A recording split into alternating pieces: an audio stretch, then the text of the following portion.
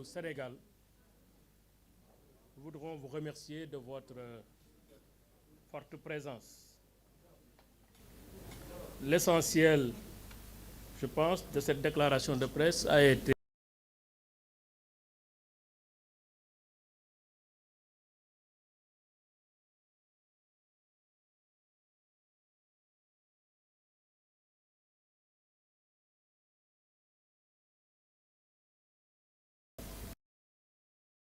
ñam.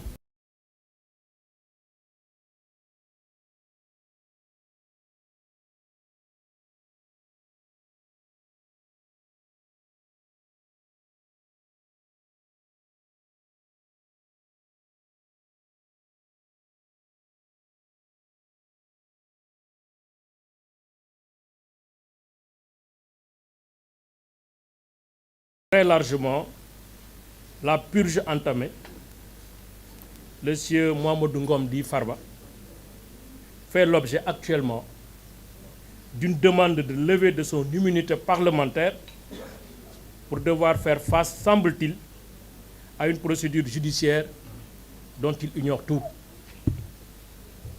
Sur cette procédure envisagée à son encontre, celui-ci ne dispose d'aucune information préalable, ni contradictoire, ni vérifiée sur les allégations du parquet.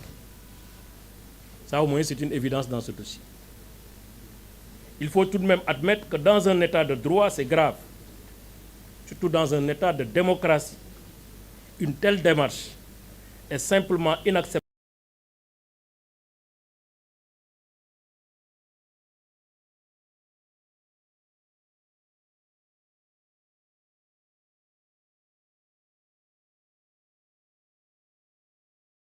et repose sur une information préalable des faits reprochés aux prévenus, sur la présomption d'innocence, sur le respect des droits de la défense, l'un des droits essentiels à un procès équitable, apte à assurer à la personne suspectée ou poursuivie la garantie contre l'arbitraire.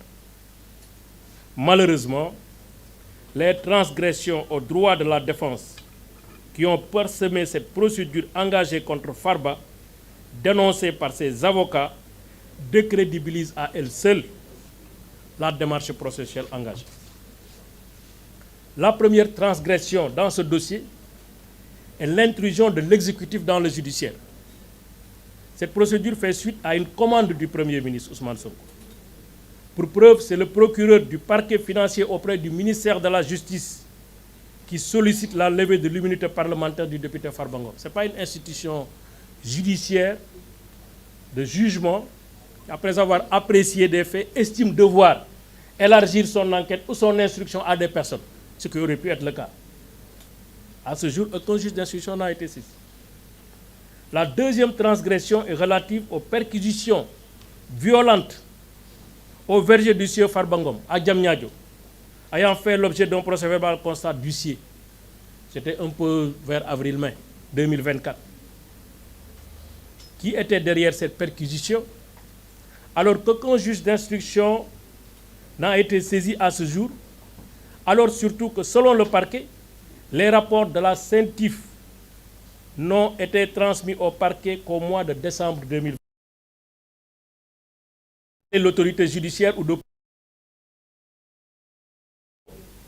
mener ces perquisitions illégales. Pourquoi depuis lors, aucune autorité judiciaire n'a pris en charge le règlement de cette forfaiture? Voilà autant de questions sur lesquelles Farba Ngom est en droit d'avoir des réponses. Dont l'objectif était d'agir par surprise pour se préconstituer des éléments de preuve contre Farba Ngom est une autre transgression grave. Elle n'obéit à aucune règle de loyauté, d'honneur et surtout de probité de la procédure pénale, qui doit mettre au cœur de son action le respect des droits de l'individu et surtout préserver la dignité de la justice dans sa démarche de tous les jours. Ces démarches maladroites attestent de l'innocence de Farba Ngom, à qui il ne serait reproché finalement que son appartenance dont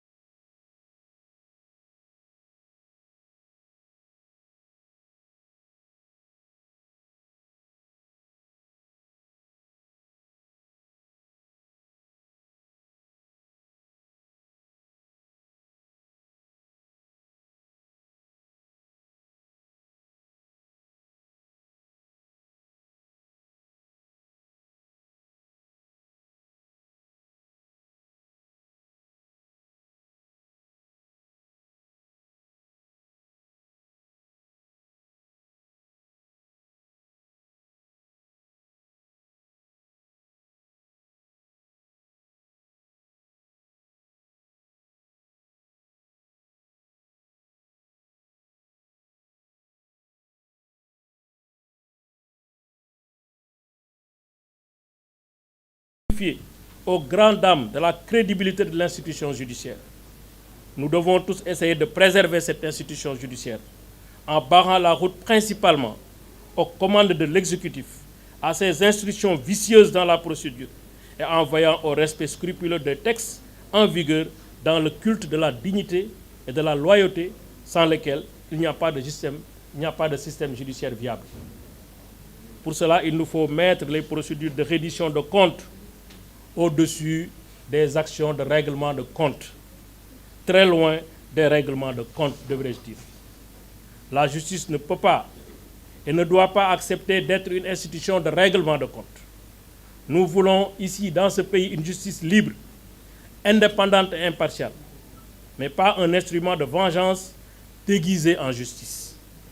Mesdames, Messieurs, au vu des observations qui précèdent, il nous semble évident que l'Assemblée nationale devrait purement et simplement rejeter la demande de levée de l'immunité parlementaire formulée par le parquet, qui n'est ni sérieuse ni sincère. L'Assemblée n'a été saisie que par une simple lettre du parquet financier. Aucun fait sérieux n'a été articulé, si ce n'est des allégations, des affirmations, des déclarations non étayées. Aucune pièce pouvant fonder la conviction de l'Assemblée nationale n'a été produite à l'appui de la demande de levée de l'immunité parlementaire de Farba Ngom. Ça, d'ailleurs, le vice-président du groupe a en attesté hier. La présidente du groupe a fait un point de presse pour dire que dans ce dossier, à part la lettre, il n'y a rien. À part la lettre du parquet, il n'y a absolument rien. Il n'y a aucun rapport, il n'y a aucun élément, il n'y a aucun débit de preuve pouvant fonder légitimement une levée de l'immunité parlementaire. Or, il est vrai, même si l'Assemblée nationale n'est pas une instance devant juger du bien fondé des greffes articulées à l'encontre d'un député, en tant que deuxième institution de la République, elle doit être en mesure de pouvoir objectivement apprécier le caractère sérieux, loyal et sincère de la demande. C'est cela une demande sans arrière-pensée politique. C'est pourquoi les conditions objectives de levée de l'immunité parlementaire n'étant pas réunies, l'Assemblée nationale, les députés du Sénégal devraient éviter de piétiner leur propre statut et surtout fragiliser leur protection qui vise la préservation de l'un des principes les plus importants de la vie parlementaire, l'inviolabilité du mandat de député. L'Assemblée nationale de rupture annoncée, et que nous attendons à ce jour, est concrètement devant ses responsabilités, d'être une institution qui veille à la protection de ses membres. Une assemblée de rupture, c'est d'abord une assemblée qui se fait respecter et qui fait respecter les droits de ses membres. Aucun fait sérieux n'a été articulé à l'appui de la demande de levée de l'immunité parlementaire. Par voie de conséquence, cette demande devrait être rejetée. Dans tous les cas, la coalition Takku Wallu Sénégal et son groupe parlementaire entendent saisir sans délai l'Union interparlementaire, l'UIP, organisation mondiale des parlements nationaux, à travers son comité des droits de l'homme, pour dénoncer les graves violations des droits du député Farba Ngom, notamment l'absence manifeste d'une procédure contradictoire, juste et équitable, conforme aux principes de loyauté et d'équité, devant gouverner toute procédure de levée d'immunité d'un député. Les parlements de la CEDEAO, de la francophonie seront également saisis pour ces graves violations. Mesdames, Messieurs, au nom de ce comité, nous vous remercions de votre aimable attention. Merci beaucoup. Je mets à votre disposition... Dis-moi, tu veux... Hein? Dis-moi ça, tiens. Elle a bien. Ah, mais viens ici. Ok.